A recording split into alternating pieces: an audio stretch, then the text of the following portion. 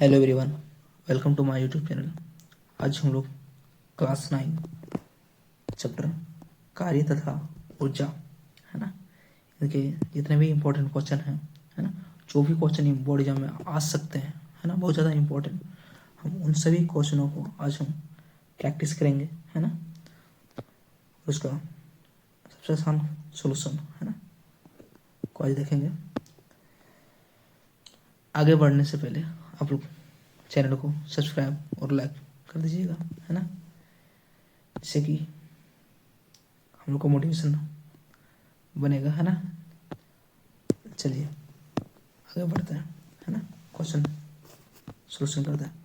First question बोल रहा है धनुष की तनित डोरी, है ना, में कौन सी ऊर्जा संचित होती है। यानी जो धनुष होती है ना, उसमें जो डोरी जिससे खींचते हैं हम लोग, है ना, उसमें कौन सी ऊर्जा होती है। उसमें जो ऊर्जा होती है उस ऊर्जा को बोलते हैं स्थितिज ऊर्जा, है ना। और जब उसको खींचते हैं तो उसको बोलते हैं स्थितिज ऊर्जा। जब उसमें स्थितिज ऊर्जा स्टोर होती है ना, यानी स्टोर होती है, उसके बाद जब हम उस डोरी को छोड़ते हैं तो जो बाण, है ना, इसको हम लोग बाण बोलते हैं भाषा में, है ना, वो जब छूटती है तो उसमें कौन सी ऊर्जा आ जाती है, गतिज ऊर्जा। यानी स्थितिज ऊर्जा से कौन सी ऊर्जा में बदलती है, गतिज ऊर्जा में। बट लेकिन डोरी में कौन सी ऊर्जा होती है, स्थितिज ऊर्जा, है ना। ऑप्शन ए करेक्ट हो जाएगा इस तरह से, है ना। चलिए क्वेश्चन नंबर 2 को देखते हैं। कार्य करने की दर को क्या कहते हैं, है ना। यानी कार्य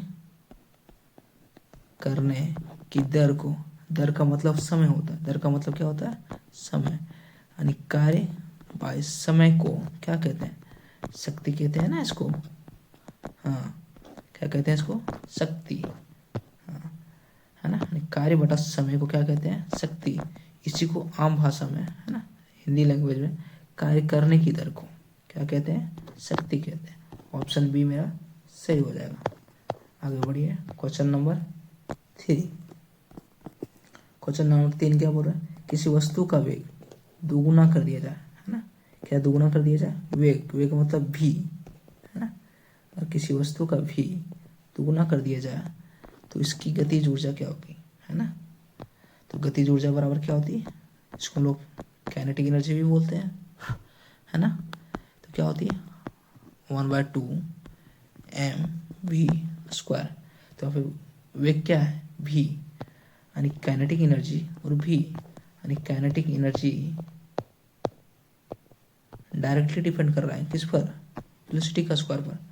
यानी कि अगर वेलोसिटी कितनी, डायरेक्टली का मतलब क्या होता है, अगर आप लोग पीछे देखे होंगे पिछले चैप्टर को, है ना, बल के चैप्टर बल, उसमें बताया था, है ना, उसमें इन्वर्सली था। तो डायरेक्टली डिपेंड का मतलब क्या होता है कि जितना गुना ई बढ़ेगा उतना गुना काइनेटिक एनर्जी भी बढ़ेगा। बट यहाँ पे स्क्वायर लगा हुआ, तो स्क्वायर का मतलब यहाँ अगर 2 बढ़ेगा तो काइनेटिक एनर्जी कितने बढ़ेगा, 4 स्क्वायर में बढ़ेगा। अगर ये 5 बढ़ेगा, है ना, तो ये 25 गुना बढ़ जाएगा। अगर 6 गुना बढ़ा तो ये 36 गुना बढ़ जाएगा काइनेटिक एनर्जी, है ना। तो इस तरह से वेग कितना बोल रहा है, 2 गुना हो गया, तो काइनेटिक एनर्जी कितना होगा, 4 गुना हो जाएगा, है ना, ये स्क्वायर है। तो कितना गुना हो जाएगा, 4 गुना हो जाएगा। सबसे आसान तरीका निकालने का, है ना, कोई झंझट नहीं इसमें। आगे बढ़िए क्वेश्चन नंबर 4। निम्नलिखित में से कौन सही है ना, यानी इनमें से कौन सही है। तो कार्य बराबर बल इंटू समय गलत है ना। कार्य बराबर बल गुने विस्थापन, जो कि मेरा 100% सही है ना। क्वेश्चन नंबर 3 क्या है, कार्य बराबर द्रव्यमान गुना वेग, जो कि मेरा गलत है ना। आगे क्या है, इनमें से कोई नहीं, तो ऑप्शन बी मेरा क्या हो जाएगा, यानी ऑप्शन नंबर 2 मेरा सही हो जाएगा, है ना। आगे देखते हैं, कार्य का अस्थायी मात्रक क्या है, यानी कार्य का अस्थायी मात्रक क्या होता है, जूल होता है ना। वाट किसका होता है, शक्ति का होता है ना। एम्पियर करंट का होता है। ओम जो अगर 10 क्लास में पढ़िएगा आप, है ना, रेजिस्टेंस होता है ना, प्रतिरोधक जिसको हिंदी में बोलते हैं।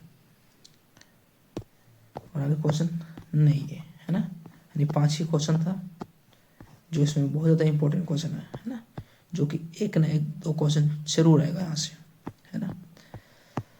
तो आप लोग को यहाँ तक समझ आया होगा, है ना। ठीक है, थैंक यू यहाँ तक देखने के लिए, है ना। फिर मिलते हैं अगले चैप्टर में नई वीडियो के साथ। ठीक है, चैनल को लाइक और सब्सक्राइब जरूर कर दीजिएगा।